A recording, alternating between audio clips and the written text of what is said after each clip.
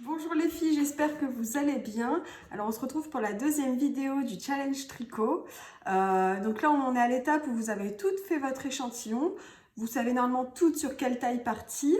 On a vu comment monter une maille endroit, une maille envers. Donc on a les clés pour bien démarrer son gilet. Alors on va commencer par monter le corps, c'est parti. Et donc pour démarrer, j'ai besoin de mes aiguilles circulaires, mais pour l'instant on va tricoter en aller-retour. De 2 pelotes, parce qu'on va prendre un fil dans chaque pelote pour former un fil plus épais, et d'un petit compteur. À quoi ça sert? Vous allez voir dans le patron, il faudra faire X rangs de cotes, X rangs de jersey. Et bien mon petit compteur, à chaque rang, je vais aller mettre le nombre de rangs auquel je suis arrivée. Ça permet de savoir où on en est arrivé et ça permet de bien suivre son tricot. Alors ça, vous pouvez trouver dans les petits magasins discount. Ça coûte vraiment pas cher, 99 centimes je pense. Ou alors, il y a des applications sur le téléphone. Donc à chaque rang fini, vous allez mettre un rang de plus sur votre téléphone. C'est à vous de voir quelle est la méthode que vous préférez. Alors, vous allez voir, il y a deux tailles sur le patron. Il y a la taille 0,1 et la taille 2,3. La taille 0,1 en bleu, 2,3 en vert. Ce que je vous conseille, soit vous suivez le patron sur une tablette ou sur votre téléphone. Donc là, il faudra vraiment être très attentif à ne pas se tromper de ligne. C'est surtout pour la suite. Soit vous êtes vraiment débutante et vous voulez être hyper concentré, vous imprimez le patron et vous surlignez la taille qui vous correspond. Ça évite de se tromper entre chaque taille, c'est du vécu. Donc c'est parti, j'ai mon fil d'une grande distance à ma gauche, mes deux pelotes à ma droite et je vais monter mes mailles. Donc là, il faut s'armer de patience. Hop. Donc là, je vous ai montré le procédé en détail sur la première vidéo.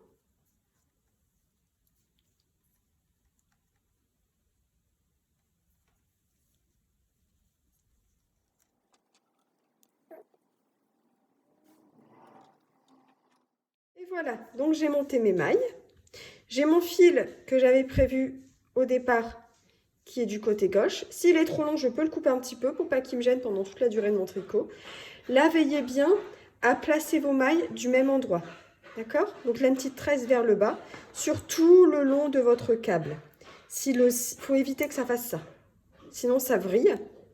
Et donc, votre tricot va être tourné. Et donc, il faudra tout recommencer. Donc, voilà.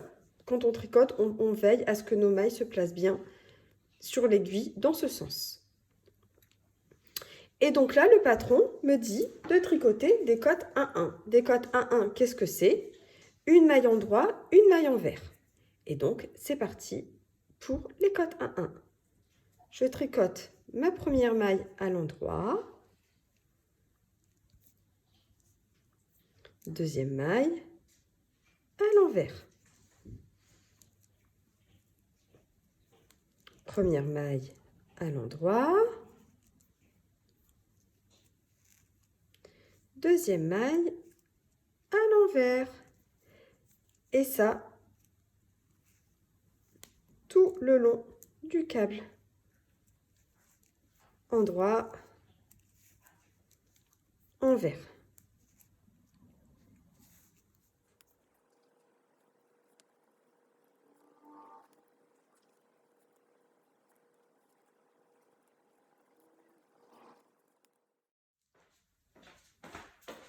Et donc là, j'ai fait mon premier rang de mailles endroit et envers, ce qu'on appelle les cotes 1-1. La particularité des cotes 1-1, c'est que vous aurez le même rendu, enfin toutes les cotes de manière générale, que ce soit sur l'endroit ou sur l'envers. Et donc là, même si j'ai un câble circulaire, je ne vais pas tricoter en rond tout de suite, d'accord? Parce que c'est un gilet. Si je tricotais un pull, j'aurais fermé mon tricot. Là, c'est un gilet. On verra la méthode du tricot circulaire lorsqu'on tricotera les manches. Là, on va rester sur des allers-retours.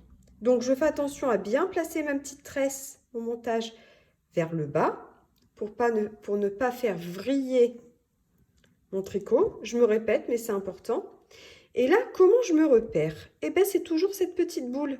Alors, j'espère que c'est assez clair pour vous, parce que sur du rose pâle, c'est moins visible. endroit. Là, c'est envers. J'ai la petite boule qui est plus haute. Donc, j'attaque mon deuxième rang de côte 1-1. La petite boule qui est un peu plus haute, la deuxième, là, c'est une envers. Endroit, envers. Et donc, je reprends. Endroit.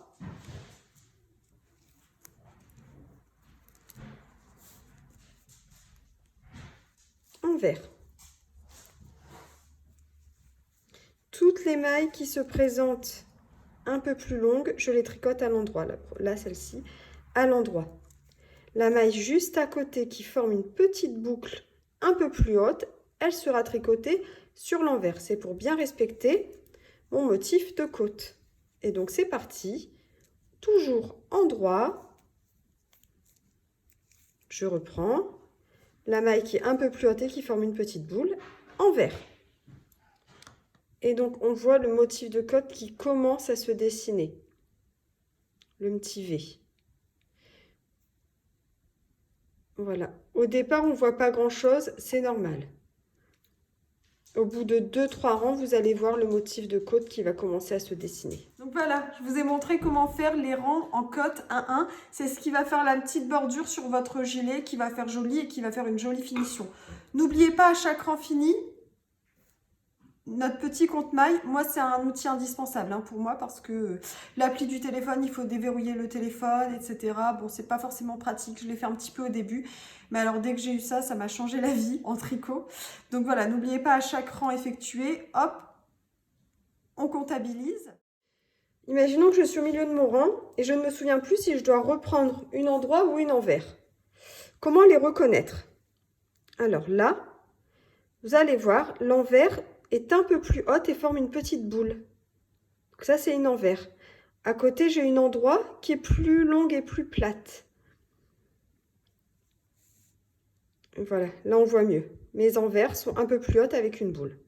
Ça va me permettre de reconnaître mes mailles. Une fois que ma bordure de côte est faite et que j'ai fait les X rangs de côte prévus au patron, on va enchaîner sur du jersey. Le jersey, on l'a vu la dernière fois. Si vous avez fait votre échantillon, vous savez. C'est-à-dire que je fais un rang complet de mailles endroit, un rang complet de mailles envers. Et on continue comme ça. Et on compte chaque rang pour arriver à la distance qui est prévue sur le corps jusqu'aux aisselles. Je vais vous donner un petit conseil. Le gilet chacha ne prévoit pas une bordure le long du col. On ne va pas relever les mailles, parce qu'en plus, c'est une technique qui est un petit peu difficile, qui n'est pas conseillée pour les débutantes. Donc, c'est plutôt bien que sur le patron, il n'y ait pas ce rang de côte autour du col.